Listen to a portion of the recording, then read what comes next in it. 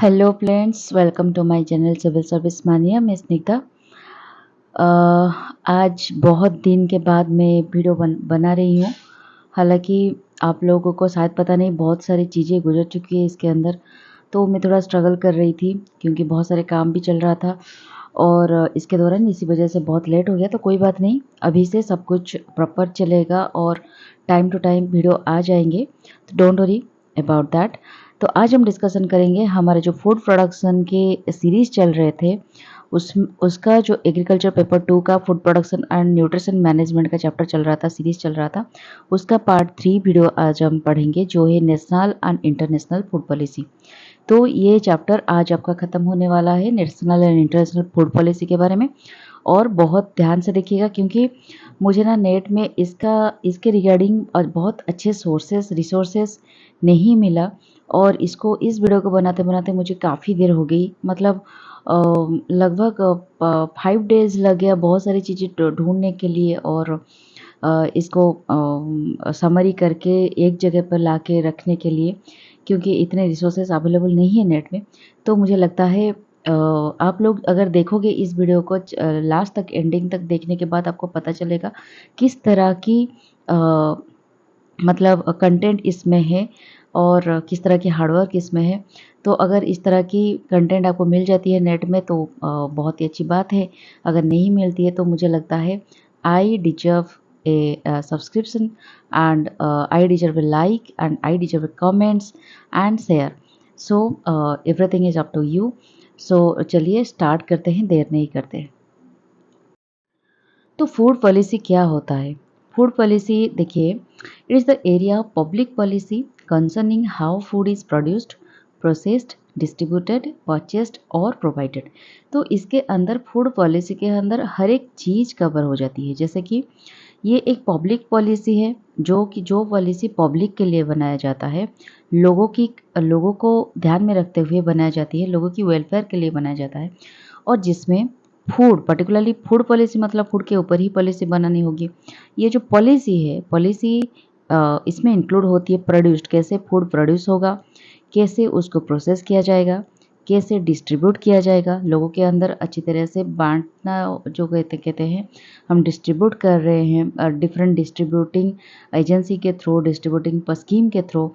तो कैसे डिस्ट्रीब्यूट होता है, कैसे परचेज किया जाता है, मतलब कौन कौन लोग इसको परचेस कर पाएंगे, कितने सब्सिडीज में परचेस कर पाएंगे, बहुत सारी चीज़ें भी इसमें कवर होती है। और प्रोवाइडेड, ठीक है, कैसे प्रोवाइड किया जाएगा आम लोगों को, या फिर ज़्यादा से ज़्यादा पुअरर पीपल है उन लोगों के पास किस तरह से खाना पहुंचेगा। ये सारी चीज़ें फूड पॉलिसी के अंदर कवर होती है। Food policies are design to influence the operation of the food and agriculture system balanced with ensuring human health needs. मतलब ये एक ऑपरेशन होता है, मतलब ये एक ऐसे ऑपरेट करता है जैसे कि इसको एक बैलेंस मेंटेन करना होता है। फूड पॉलिसी क्यों होता है? फूड पॉलिसी होता है क्योंकि इसको एक बैलेंस मेंटेन करना होता है, फूड, खाद्य और जो खाद्य के सिस्टम है, एग्रीकल्चरल सिस्टम जिसमें खाद्य प्रोड्यूस होगा, उस दोनों के बीच उसको बैलेंस मेंटेन करना होता है। और इसको ह्यूमन हेल्थ नीड्स के ऊपर भी ध्यान देना पड़ता है। इस तीन चीज़ों के ऊपर अगर वो बैलेंस कर सकता है तो ही जो पॉलिसी, मतलब जो पॉलिसी आएगा, इन चीज़ों के ऊपर अगर बैलेंस करेगा तो ही उसको पॉलिसी माना जाएगा, ठीक है। This often includes decision making around production and processing techniques, marketing, availability, utilization and consumption of food in the interest of meeting or furthering social objectives. तो कुल मिला के ये बात बोल रहे हैं कि ये इसका जो डिसीजन मेकिंग होता है, फूड पॉलिसी मतलब कुछ डिफरेंट डिपार्टमेंट बैठकर, डिफरेंट मंत्रियों और मिनिस्टर्स बैठ के, डिफरेंट मतलब बड़े बड़े जो होते हैं फूड के रिलेटेड जितने सारे साइंटिस्ट होते हैं, उनका भी कहीं ना कहीं कंसल्टेशन किया जाता है। तो जो पॉलिसी बनना होता है तो ये प्रोडक्शन को लेकर डिसीजन किया जाता है और प्रोसेसिंग टेक्निक को लेकर, प्रोसेसिंग टेक्निक मतलब किस तरह से, जैसे कि मैंने पहले ही बताया यहाँ पे प्रोसेसिंग किस तरह से होगा, फूड कहाँ से कहाँ तक जाएगी, क्योंकि जो एग्रीकल्चरल सिस्टम में हम जो उगाते हैं वो सीधा आकर तो कंज्यूमर के पास नहीं पहुँच जाता है ना।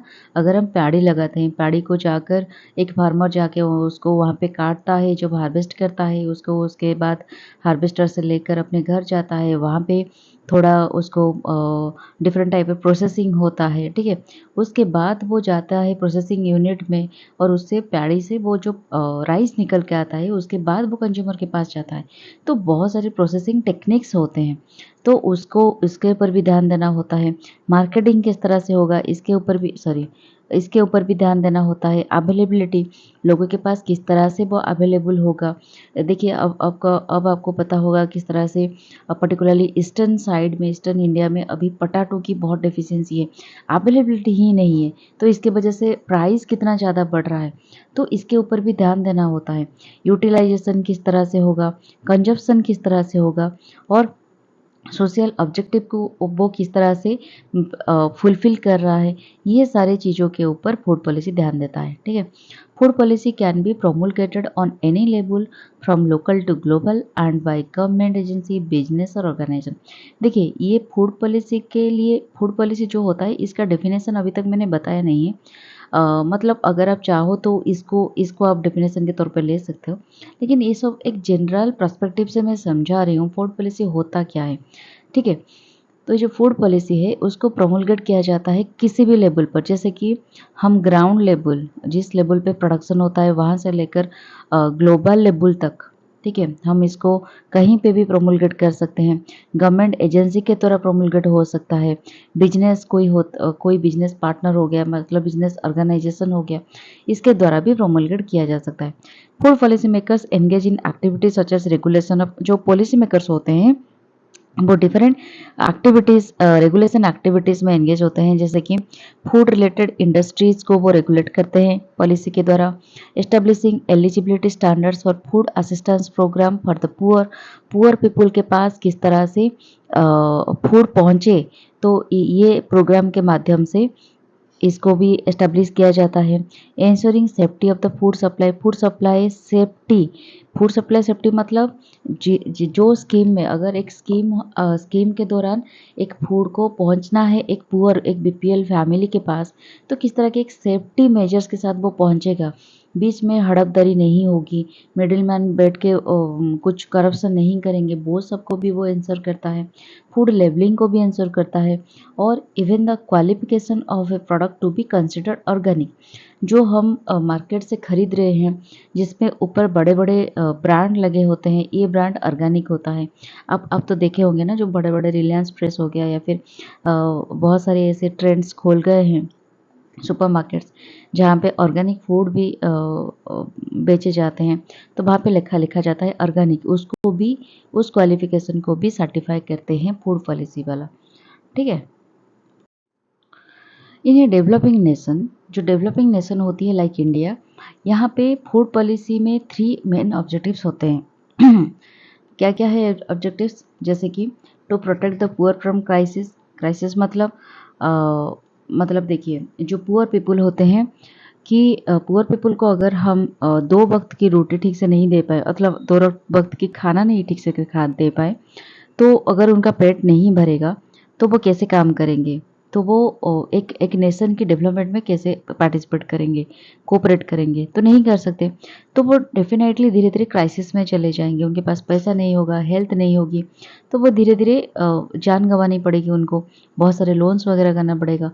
तो इस तरह से खाना बहुत ही इंपॉर्टेंट होता है, तो इसी वजह से क्राइसिस में प्रोटेक्ट करने के लिए पुअर पीपल को ये ऑब्जेक्टिव रखता है। तो second, to develop long run markets that enhance efficient resource use, हमारे जितने सारे रिसोर्सेज है उसको एक एफिशिएंट यूज़ करने के लिए एक लॉन्ग रन मार्केट का डेवलप करना भी इसका एम है। और तीसरा क्या है, to increase food production that will in turn promote an increase in income, कि हमारे फूड प्रोडक्शन को इस तरह से इंक्रीज करना है ताकि ये जो इनकम को प्रमोट कर सके। किस तरह से, कि देखिए अगर एक फार्मर अपने खेती में कुछ उगा रहा है, पैडी हो गया या फिर वेजिटेबल्स हो गया, अगर वो जितना उसको फैमिली में नीड होता है उससे अगर वो ज़्यादा प्रोडक्शन करेगा तो डेफ़िनेटली उसकी फैमिली खा पी कर और ज़्यादा जो बलेगा बचेगा वो उसको मार्केट में जाकर बेचेगा, तो उसके बाद उसके पास इनकम आएगी। अगर प्रोडक्शन ज़्यादा नहीं होगा तो वो अपने फैमिली को जितना नीड उसको पहले प्रायोरिटी देगा या फिर उसके इनकम को पहले प्रायोरिटी देगा। डेफ़िनेटली वो अपनी फैमिली के फूड की नीड को प्रायोरिटी देगा। तो इसकी वजह से इनकम ज़्यादा नहीं हो पाएगा। तो इसी वजह से फूड प्रोडक्शन को इंक्रीज़ के ऊपर इसका मेन ऑब्जेक्टिव होता है। कैसे हम एक ही खेत में अगर पहले 1 टन एक एक ए एकड़ एकड़ में या फिर 1 हेक्टेयर में हम 1 टन पैडी उगाते हैं, तो अगले साल कैसे 1 टन की जगह हम 2 टन या फिर 3 टन उगा सकते हैं, इसके ऊपर ध्यान देते हैं। इन ए मोर डेवलप्ड कंट्री अगर कुछ डेवलपिंग से थोड़ा डेवलप्ड हो गया कंट्री अगर, जैसे कि यूनाइटेड स्टेट्स, वहाँ पे food and nutrition policy must be viewed in contest with regional and national economic concerns. देखिए, यूनाइटेड स्टेट में क्या होता है, वो एक डेवलप्ड कंट्री है, वहाँ पे ज़्यादातर पुअर नहीं है, क्राइसिस में नहीं है और उनको ये तीनों चीज़ों के ऊपर ध्यान देना नहीं होता है, क्योंकि उनका फूड प्रोडक्शन डेफिनेटली इंक्रीज होता है क्योंकि वो न्यू टेक्नोलॉजी यूज़ करते हैं, एडवांस टेक्नोलॉजी यूज़ करते हैं, इसके वजह से उनका फूड प्रोडक्शन ज़्यादा होता है। वो रिसोर्सेज को एफिशिएंटली यूज़ करना जानते हैं लॉन्ग रन में और उनका पुअर भी इतना ज़्यादा कैटेगरी नहीं होते हैं। तो उनका जो फूड पॉलिसी बनता है, उनका ऑब्जेक्टिव थोड़ा डिफरेंट होता है, जैसे कि रीजनल और नेशनल इकोनॉमिक कंसर्न को देखकर वो बनाते हैं। मतलब अगर यूनाइटेड स्टेट में डिफरेंट स्टेट होते हैं और डिफरेंट स्टेट में अगर किसी का ये यहाँ पे अगर मेक्सिको हो गया, यहाँ पे और कोई राष्ट्र हो गया, वहाँ पे अगर कुछ पॉलिसी की ज़रूरत होती है, वहाँ पे थोड़ा कम इकोनॉमिक डेवलप्ड स्टेट है, तो उस हिसाब से वो बनाते हैं पॉलिसी। उस रीजियोनल मतलब उनका टोटल कंट्री को देखकर वो नहीं बनाते, वो अपने स्टेट को देखकर पॉलिसी बनाते हैं, ठीक है? एनवायरमेंटल प्रेशर को लेकर वो बनाते हैं, क्योंकि इस तरह से फूड पॉलिसी जो एनवायरनमेंट के डिग्रेडेशन के ऊपर एनवायरनमेंट के डिग्रेडेशन ना करे, सस्टेनेबिलिटी को प्रमोट करे, उस तरह की पॉलिसी बनती है। Maintenance of A social safety net, ठीक है? जो सोशल सेफ्टी मतलब अगर खाने पीने के ऊपर ध्यान देना होता है, ज़्यादा पेस्टिसाइड हम यूज़ नहीं करेंगे, ज़्यादा फर्टिलाइजर यूज़ नहीं करेंगे, ऑर्गेनिक तरीके से बनाएंगे, बहुत सारी चीज़ों के ऊपर फूड पॉलिसी बनती है। हेल्थ को लेकर कंसर्न ज़्यादा होती है, एनकरेजमेंट ऑफ प्राइवेट एंटरप्राइज को लेकर फूड पॉलिसी बनती है, क्योंकि उनका ऑलरेडी ये सारी चीज़ें हम जो इस चीज़ के ऊपर पकड़ के बैठे हुए हैं, ये सारी चीज़ें उनका फुलफिल हो चुका है। इसके वजह से इसका आगे के बारे में वो सोचते हुए फूड पॉलिसी बनाते हैं एंड इनोवेशन के ऊपर फूड पॉलिसी बनाते हैं। नई नई रिसर्च कैसी हो सकती है, किस तरह से मतलब हाइब्रिड बन सकती है, जेनेटिक इंजीनियरिंग को इंट्रोड्यूस किया जाता, इनकॉर्पोरेट किया जा सकता है, उस चीज़ को लेकर वो फूड पॉलिसी बनाते हैं। And agrarian landscape dominated by fewer larger mechanized farms, मतलब बड़े बड़े जो मैकेनाइज्ड फार्म्स होते हैं उनमें कैसे काम किया जा सकता है, उस चीज़ को लेकर वो ऊपर लेवल के बारे में सोचते हुए फूड पॉलिसी बनाते हैं। इंडस्ट्रियलाइज्ड कंट्रीज होती है बड़े बड़े, ठीक है? आपने पढ़ा होगा हिस्ट्री में, इंडस्ट्रियलाइजेशन हो रही थी यूरोप फ्रांस में, वहाँ पे वो क्या करते हैं, strive to ensure that farmers earn relatively stable income despite price and supply fluctuations and adverse weather events. उनका क्या ऑब्जेक्टिव होता है, इंडस्ट्रियलाइज्ड जो कंट्रीज होते हैं वहाँ पे उनका ऑब्जेक्टिव होता है कि फार्मर्स हमेशा एक स्टेबल इनकम कर पाए। अगर वेदर कंडीशन फेवरेबल ना हो या फिर फ्लक्चुएशन होती है या फिर प्राइस फ्लक्चुएशन होती है, प्राइस सप्लाई, फिर भी फार्मर्स कैसे एक रिलेटिवली स्टेबल इनकम कर पाए, उसके ऊपर वो फूड पॉलिसी बनाता है। तो देख सकते हैं आप food policy different different country के लिए कैसे डिफरेंट डिफरेंट बन जाती है, ठीक है? तो दोस्तों अब हम देखेंगे फूड पॉलिसी की डेफिनेशन क्या है।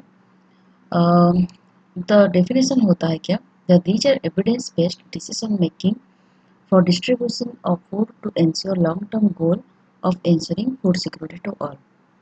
इसका मतलब ये है कि ये जो फूड पॉलिसी होता है ये एक एविडेंस बेस्ड डिसीजन मेकिंग होता है। मतलब इसका जो डिसीजन लिया जाता है उसको एविडेंस को नज़र में रखते हुए कि किस तरह से ये आगे जाकर प्ला काम करेगी। 100% हमें इसका रिजल्ट रिजल्ट भी चाहिए होता है। तो उसके बाद ही डिसीजन मेकिंग किया जाता है।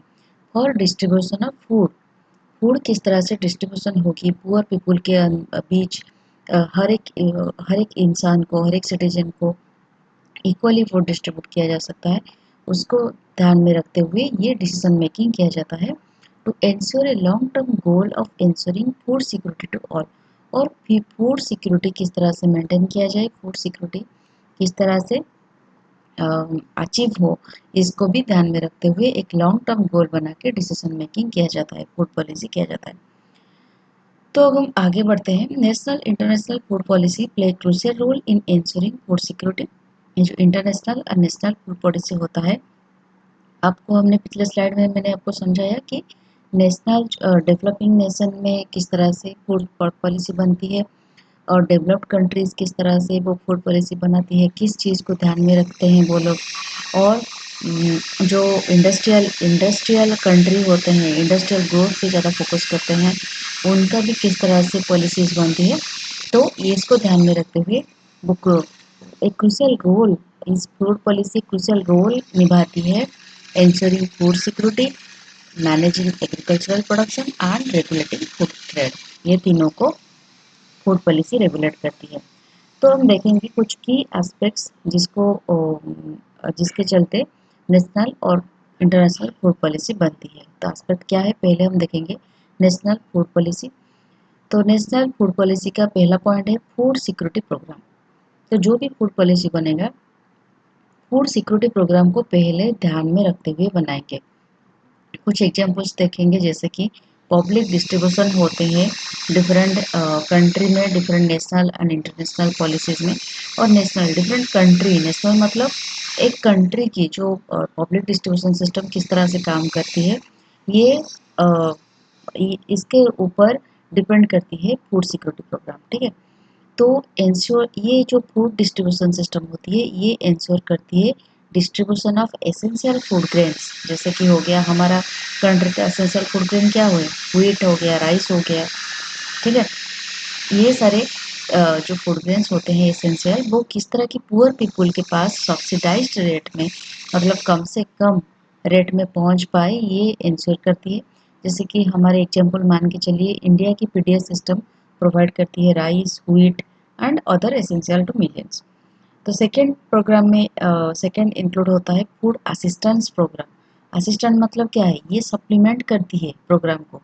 Programme like supplemental nutritional assistant program SNAP, जो कि यूएस में होता है, ये प्रोवाइड करता है financial assistance to low income individuals. जो इनकम फैमिली या फिर जो इंडिविजुअल बहुत ही कम इनकम करती है, उस इनकम में ये फाइनेंशियल असिस्टेंस प्रोवाइड करती है ताकि वो लोग फूड परचेज कर पाए। ठीक है, फिर फूड सिक्योरिटी प्रोग्राम में हमारा इंक्लूड होता है इंटीग्रेटेड चाइल्ड डेवलपमेंट स्कीम। ये एक बहुत ही इम्पोर्टेंट स्कीम है जिसमें चाइल्ड डेवलपमेंट को बहुत ही प्रमोट किया जाता है। 1975 में ये किया गया था, aiming at holistic development of children. Children की किस तरह की होलिस्टिक डेवलपमेंट हो, मदर की एम्पावरमेंट हो, उसके उसके ऊपर ध्यान दिया जाता है। ये एक सेंट्रली स्पॉन्सर्ड स्कीम है। सेंट्रली स्पॉन्सर्ड मतलब सेंटर इसको स्पॉन्सर्ड करती है। ठीक है, लॉन्च्ड थ्रू आंगनबाड़ी सेंटर्स, ये आंगनबाड़ी सेंटर्स के द्वारा लॉन्च किया जाता है। इसकी ऑब्जेक्टिव होता है to improve nutrition and health status of 0 to 6 year of children. जो 0 से लेकर मतलब जन्म होने से लेकर 6 साल के एज तक जो बच्चे होते हैं, उनकी न्यूट्रिशनल हेल्थ कैसे इम्प्रूव होगी, स्टेटस हेल्थ इम्प्रूव होगी, इसका ऑब्जेक्टिव ये है। ये proper physical and social development of child का ध्यान रखती है। ठीक है, ये जो मोर्टालिटी रेट है, इसको इंसिडेंस मोर्टालिटी जो होता है, इंसिडेंस होता है, इसको रिड्यूस करता है, मॉर्बिडिटी को रिड्यूस करता है, माल न्यूट्रिशन को रिड्यूस करता है। और जो स्कूल ड्रॉप आउट चिल्ड्रन होता है, वो किस तरह से ड्रॉप आउट ना हो, उनको प्रॉपर न्यूट्रिशन मिले, प्रॉपर एजुकेशन मिले, इसके ऊपर भी ये काम करता है। इसका और भी ऑब्जेक्टिव होता है कि ये अचीव करता है effective coordination between various departments to promote child development. Child development के लिए जितने सारे एफर्ट्स की ज़रूरत होती है डिफरेंट डिपार्टमेंट के अंदर, ये इसको कोऑर्डिनेट करती है। ठीक है, enhance capability of mother to look after normal health and nutritional needs of child. तो ये मदर की कैपेबिलिटी को भी एनहांस करती है by different programme, by different schemes, कि माँ अपने बच्चे को किस तरह की हेल्थ को, बच्चे की हेल्थ को किस तरह से इम्प्रूव कर सके, उसकी न्यूट्रिशनल नीड को ध्यान रख सके, इसके ऊपर भी ये नज़र रखता है। ठीक है, तो ये हो गया फूड सिक्योरिटी प्रोग्राम के अंदर। और एक चीज़ हो गया नेशनल फूड पॉलिसी, जो कि 2007 में आया था हमारे इंडिया में। और एक है नेशनल फूड सिक्योरिटी एक्ट, जो कि NFS है, 2013 में आया था। ये जो आया था, इसका ऑब्जेक्टिव था एंड ऑफ हंगर बाय 2030 तक हंगर को कैसे एंड किया जाए, ये इसका टारगेट था। ये जो हंगर वाली जो कंसेप्ट है, ये हमारा जो SDG जो होता है, जो डेवलपमेंट गोल हमारा होता है, इसका नंबर 2 है। ये आपको SDG का जो 17 गोल्स है, इसको आपको कम्प्लीटली ध्यान रखना है, क्योंकि इसको आप रेफरेंस पॉइंट पे लिख सकते हो। ये आपकी आंसर राइटिंग की एफिशिएंसी बढ़ाती है। ठीक है, और इसका जो सिग्निफिकेंस क्या है, ये एग्रीकल्चर सेक्टर को बूस्ट करता है। ये जो NFS act aids government to regulate food prices, जो गवर्नमेंट फूड प्राइसेस को किस तरह की रेगुलेट करे, ये भी इसको ऐड करती है। ये जॉब अपॉर्चुनिटीज को भी तो बूस्ट करती है, इकोनॉमिक ग्रोथ को एनहांस करती है by different schemes, by different act, and property को रिड्यूस करती है। इस तरह की वो काम करती है ये NFS act. Health in access to nutritious food किस तरह की एक्सेसिबल हो हर एक इंसान को, ये भी इस पे ध्यान देता है। और global security and stability of nation को ये एनहांस करता है। ठीक है, नेक्स्ट चलते हैं। तो हमने जो पहले पॉइंट पढ़ा वो था फूड सिक्योरिटी को लेकर, फूड सिक्योरिटी के ऊपर हम किस तरह से काम करते हैं। फिर जो नेशनल पॉलिसीज़ होते हैं वो एग्रीकल्चरल सब्सिडीज़ को लेकर, मतलब एग्रीकल्चरल ओवरऑल कैसे एग्रीकल्चरल ग्रोथ होगी, डेवलपमेंट होगी, उसके ऊपर भी ये काम करता है, उसको भी ध्यान में रखता है। जैसे कि एग्जांपल मान के चलिए प्राइस सपोर्ट मैकेनिज्म, जो कि ये इस स्कीम के थ्रू वो एग्रीकल्चरल सब्सिडीज़ को प्रमोट करता है। Policies like minimum support price, आपको पता होगा मिनिमम सपोर्ट प्राइस क्या है, कि हर एक जो फूड ग्रेन्स होती है, एसेंशियल फूड ग्रेन्स, पल्सेस, ये सब के ऊपर गवर्नमेंट MSP तय करती है, ताकि आगे चल के फार्मर्स को कोई मुसीबत का सामना ना करना पड़े, या फिर कोई मार्केट क्राइसिस हो गया, फाइनेंशियल क्राइसिस हो गया, या फिर कहीं पे भी खेती बाड़ी, मतलब कुछ भी ऐसी हालत होगी जैसे कि फार्मर्स को अपने जो प्रोडक्शन होगी उसके हिसाब से पैसे मिल जाते हैं। एक मिनिमम प्राइस तय किया जाता है, तो फार्मर्स और इंसेंटिव दिया जाता है। ठीक है, इंसेंटिवाइज प्रोडक्शन। तो सेकंड जो चीज़ है वो है डायरेक्ट पेमेंट एंड सब्सिडीज। इसके थ्रू भी एग्रीकल्चरल सब्सिडीज को प्रमोट किया जाता है। कैसे? Governments provide financial support to farmers to stabilise income and encourage production. Government time to time financial support provide करती है फार्मर्स को, ये एक फार्मर की इनकम को स्टेबलाइज करने के लिए और प्रोडक्शन को एनकरेज करने के लिए। जैसे कि हमने देखा है US की कॉमन एग्रीकल्चरल पॉलिसी CAP जो होती है, इसके थ्रू इस तरह की काम थोड़ा किया जाता है। डिटेल से हम नहीं जाते हैं, क्योंकि ये जो पॉलिसी है, पॉलिसी को हर एक चीज़ को अगर हम डिटेल्स में मेंशन करेंगे तो वीडियो बहुत लेंदी हो जाएगी, और ये इतना इररिलेवेंट भी है, क्योंकि आपको बस मेंशन करना है किस तरह की पॉलिसीज़ हमारा प्रेजेंट है। ठीक है, फिर जो थर्ड एस्पेक्ट है वो है रिसर्च एंड डेवलपमेंट के ऊपर। ठीक है, ये आपको पता होगा कि एग्रीकल्चर प्रोडक्शन को, सॉरी, फूड की जो पॉलिसी है, फूड पॉलिसी में रिसर्च बहुत ही एक इम्पोर्टेंट एस्पेक्ट है, क्योंकि अगर हम रिसर्च नहीं करेंगे टाइम टू टाइम, हमें पता नहीं चलेगा, हम अपग्रेड नहीं हो पाएंगे कि लोगों की डिमांड क्या है, और हमारी जो ग्रोथ है, पॉपुलेशन ग्रोथ है, उनको किस तरह की खाना चाहिए, किस तरह की न्यूट्रिशन चाहिए, ये सारी चीज़ों को हम टाइम टू टाइम रिसर्च करने की ज़रूरत होती है। तो इसके अंदर आता है इन्वेस्टमेंट इन एग्रीकल्चर रिसर्च के ऊपर इन्वेस्टमेंट होता है। जैसे कि funding for agriculture research institute, किस तरह की रिसर्च इंस्टीट्यूट को फंडिंग दिया जाए और यूनिवर्सिटी को फंडिंग दिया जाए, ताकि न्यू न्यू फार्मिंग टेक्नोलॉजीज आ सके, टेक्निक्स आ सके, क्रॉप वेराइटीज़ प्रोड्यूस हो सके, और पेस्ट मैनेजमेंट हो सके। ठीक है, एक्सटेंशन सर्विस के ऊपर भी थोड़ा रिसर्च होता है, ताकि फार्मर को न्यू टेक्नोलॉजी की कैसे एक्सेस हो और उसको कैसे प्रैक्टिस किया जाए, डिफरेंट ट्रेनिंग प्रोग्राम हो, एडवाइजरी सर्विस हो, इस तरह के काम जो है वो एक्सटेंशन सर्विस निभाती है। ठीक है, फिर जो फोर्थ एस्पेक्ट है वो है सस्टेनेबल एग्रीकल्चर। ये ही बहुत ही इंपॉर्टेंट एस्पेक्ट है, क्योंकि एग्रीकल्चर अगर हम सिर्फ जो फर्टिलाइज़र, पेस्टिसाइड, ऑर्गेनिक, इनऑर्गेनिक वे में करेंगे तो एक दिन क्या होगा, हमारा हर एक रिसोर्सेज़ ख़त्म हो जाएगा।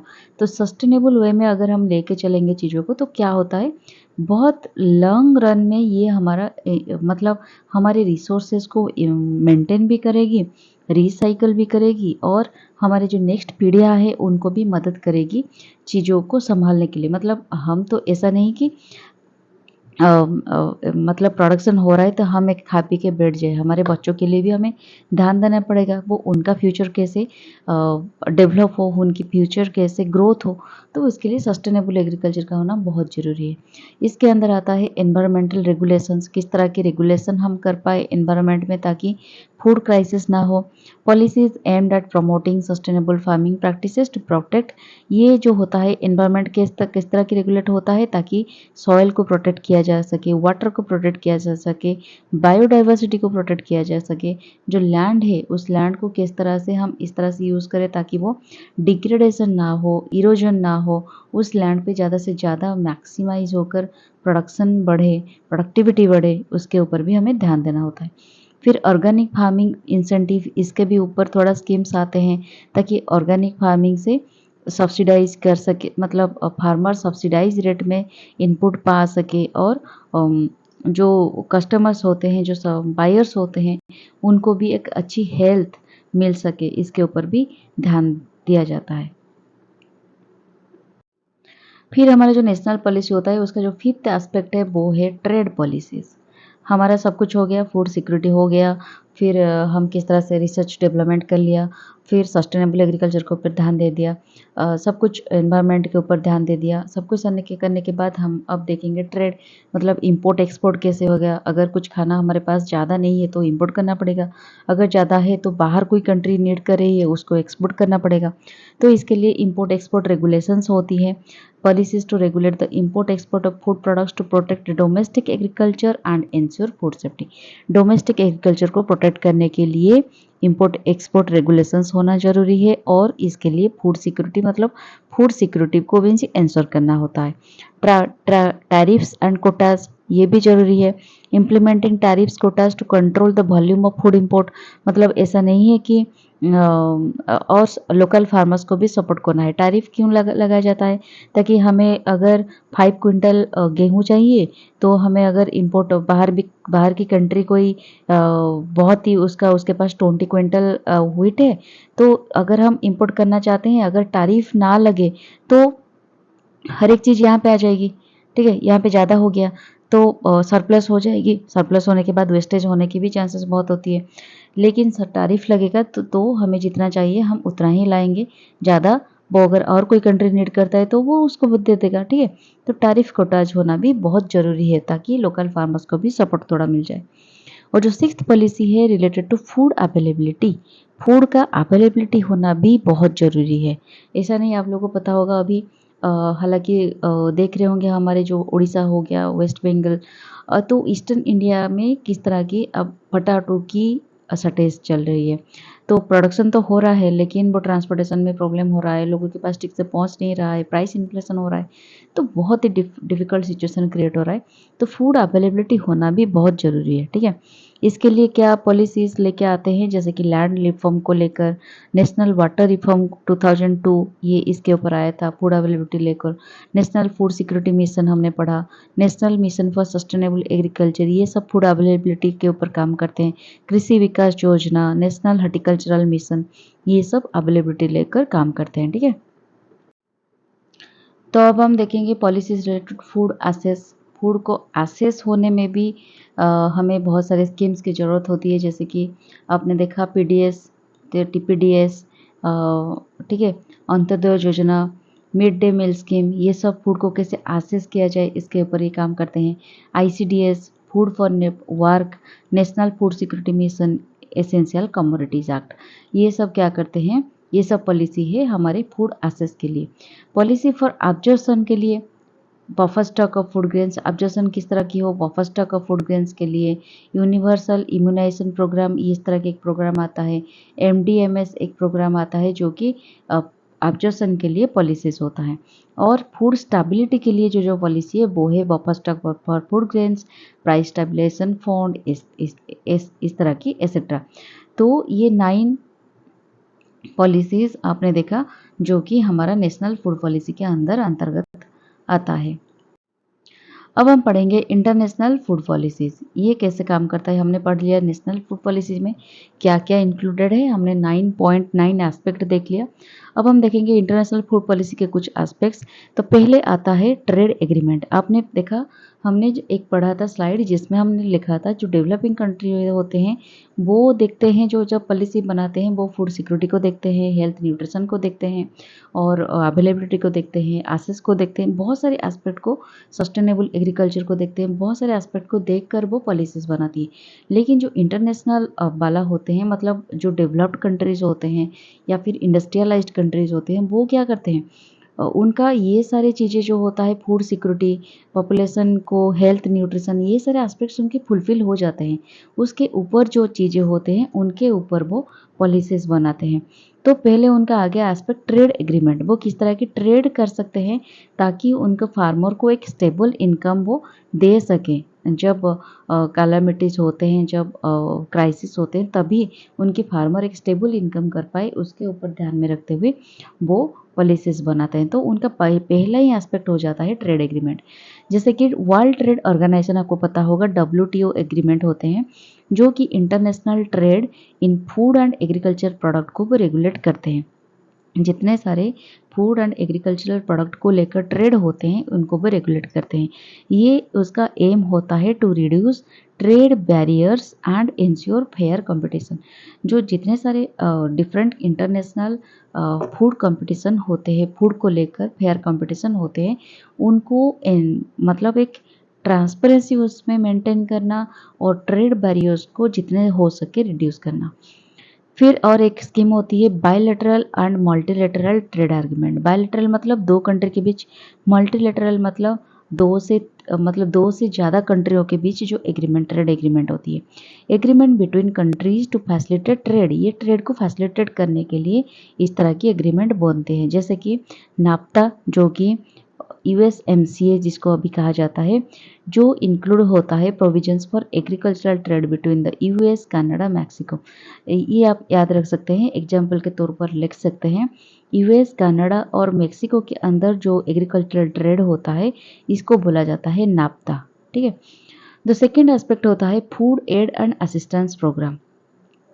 फूड को कैसे असिस्टेंट, फूड को लेकर मतलब जैसे एक असिस्टेंस होते हैं, जो गवर्नमेंट के बहुत सारे असिस्टेंट होते हैं काम में मदद करने के लिए, वैसे ही फूड के आसपास रिलेटेड जितने सारे कुछ स्कीम होती हैं जो कि असिस्टेंट करते हैं फूड एड में। तो उस तरह की कुछ प्रोग्राम, जैसे कि वर्ल्ड फूड प्रोग्राम होता है WFP, ये क्या करता है, food aid to countries in crisis. ये जो कंट्रीज में फूड क्राइसिस हो जाता है उसको वो फूड एड प्रोवाइड करता है। ठीक है, रिलीफ जिसको बोला जाता है, उस तरह की चीज़ें वो प्रोवाइड करते हैं। ये इसका एम होता है हंगर को एलिवेट करना, support recovery in disaster affected regions. जो कंट्री में बहुत सारे डिजास्टर्स होते हैं, कैलामिटीज़ होते हैं, उनमें किस तरह की बहुत जल्दी वो रिकवरी कर जाए, उसके लिए वो सपोर्ट प्रोवाइड करता है। फिर सेकंड हो गया फूड सिक्योरिटी इनिशिएटिव्स। कुछ वो स्कीम होते हैं जो फूड एड असिस्टेंस में काम करते हैं, जैसे कि इंटरनेशनल एफर्ट्स रहते हैं like global food security strategy, जिसका एम होता है फूड सिक्योरिटी को इम्प्रूव करना एंड न्यूट्रिशन को वर्ल्ड वाइड इम्प्रूव करना। ठीक है। थर्ड एस्पेक्ट होता है ग्लोबल स्टैंडर्ड्स एंड रेगुलेशंस। हमें खाने का जो रेगुलेशंस है, स्टैंडर्ड्स है, उसको मेंटेन करना है। किस तरह की रेगुलेट करना है, जैसे कि कोडेक्स एलिमेंटेरियस एक चीज़ है जो कि collection of internationally recognised standards and guidelines for food safety and quality. Food safety and quality के लिए एक स्टैंडर्ड गाइडलाइन को वो रिकॉग्नाइज्ड करती है इंटरनेशनली। ठीक है, जिसको बोला जाता है कोडेक्स एलिमेंटेरियस। ये इसको एस्टेब्लिश किया गया था by the FAO and WHO, food and agricultural organisation and world health organisation. ठीक है। सेकेंड है sanitary and phytosanitary measures, SPS। इसके बारे में डिटेल्स हम जब पढ़ेंगे तब पढ़ेंगे सैनिटरी फाइटोसैनिटरी मेजर्स क्या होता है। ये इसके चलते क्या होता है, agreements under the WTO to protect human animal and plant health by ensuring the food safety regulations are based on science. तो किस तरह से human animal and plant health को प्रोटेक्ट किया जाए, ठीक है, under the agreement under WTO world trade organisation के अंदर, ये इसके ऊपर ध्यान रखता है, ठीक है। तो इसका जो फोर्थ एस्पेक्ट है वो है सस्टेनेबल डेवलपमेंट गोल्स। इसके ऊपर भी इंटरनेशनल पॉलिसीज़ काम करती है, जैसे कि गोल 2 जो कि हमारा एसडीजी का जीरो हंगर को लेकर, ये part of United Nations SDG programme है, जिसका एम है हंगर को एंड करना और फूड सिक्योरिटी को अचीव करना, न्यूट्रिशन को इम्प्रूव करना and promote sustainable agriculture by 2030, ठीक है। From zero hunger programme of Brazil का भी एक जीरो हंगर प्रोग्राम होता है, फोम जीरो हंगर प्रोग्राम, ठीक है। ये सस्टेनेबल डेवलपमेंट गोल के ऊपर काम करता है। फिर फिफ्थ एस्पेक्ट है international research and collaboration. Research के ऊपर ये भी काम करते हैं, जैसे कि CGIAR consultative group of international agriculture research. इसके अंदर बहुत ही बड़े बड़े इंटरनेशनल रिसर्च इंस्टीट्यूट है एग्रीकल्चर रिलेटेड, जैसे इक्रिसाट हो गया, जो सिमिट हो गया, जो कि इसके अंदर काम करते हैं। ये ग्लोबल पार्टनरशिप में काम करता है, एग्रीकल्चरल रिसर्च करता है डेवलपमेंट के लिए। इसका एम होता है पॉवर्टी रिड्यूस करना एंड फूड सिक्योरिटी को एनहांस करना, ठीक है। इंटरनेशनल एग्रीकल्चरल डेवलपमेंट प्रोग्राम जो कि है IADP, जिसके अंदर ऑर्गेनाइजेशंस जैसे कि फूड एग्रीकल्चरल ऑर्गेनाइजेशन, IFAD, ये सब सपोर्ट करता है agricultural development and food security in developing countries, ठीक है। सिक्स्थ एस्पेक्ट हो गया एग्जाम्पल पॉलिसीज एंड इनिशिएटिव्स। कुछ ऐसे इनिशिएटिव्स एंड पॉलिसीज जो कि एग्जाम्पल क्रिएट करें, जैसे कि India's national food security act NFSA, जो कि ensure access to adequate quantity of quality food at affordable price for the poor को अफोर्डेबल प्राइस में कैसे किस तरह की उनकी जो एसेंशियल फूड है एक्सेसिबल हो सकता है, इसके ऊपर ये काम करता है। European union common agricultural policy, जिसको CAP बोला जाता है, ये फाइनेंशियल सपोर्ट प्रोवाइड करती है और फार्मर्स को फाइनेंशियल सपोर्ट और रेगुलेशंस प्रोवाइड करती है, जो कि फूड सप्लाई को स्टेबल फूड सप्लाई को की इंश्योर करता है और सस्टेनेबल फार्मिंग का भी इंश्योर करता है। देन US फार्म बिल एक होता है, जो कि comprehensive legislation that governs agricultural and food programs, ठीक है, including subsidies, food assistance and conservation efforts. US farm bill ये काम करता है। फिर integrated food security nutritional programme by South Africa और मिशन मीरियल बाय वेनेजुएला, ये सारे होते हैं कुछ एग्जाम्पल्स जो कि डिफरेंट कंट्रीज अपनाते हैं, ठीक है। तो दोस्तों, आज हमारा ये वाला एपिसोड ख़त्म होता है, जहाँ पे हमने national and international food policies के ऊपर बहुत सारे पॉइंट्स डिस्कशन किए हैं। तो मुझे लगता है आपको ये वीडियो बहुत अच्छी लगी होगी। अगर अच्छी लगी तो ज़रूर सब्सक्राइब करना मत भूलिएगा और कमेंट करना अगर कुछ डेवलपमेंट किया जा सकता है या फिर आपको कुछ भी ज़रूरत होगी। अगर इसकी PDF चाहिए तो मेरा जो लिंक है या फिर डिस्क्रिप्शन पे आप देख सकते हैं, वहाँ पे मैं टेलीग्राम की लिंक प्रोवाइड कर दूँगी। वहाँ पे जाकर आप सब्सक्राइब कर लेना उस चैनल को और वहाँ पे हर एक चीज़ का PDF आपको मिल ही जाएगा। तो शेयर भी मत करना भूलिएगा, आपकी जो नीडी फ्रेंड्स हैं जो एग्रीकल्चर प्रिपरेशन कर रहे हैं और उनको रिसोर्सेज की ज़रूरत है, तो आप ये वीडियो उनको रेफर कर सकते हैं। तो आज के लिए इतना ही। नेक्स्ट वीडियो के लिए stay tuned with my channel. टाटा, bye bye and take care.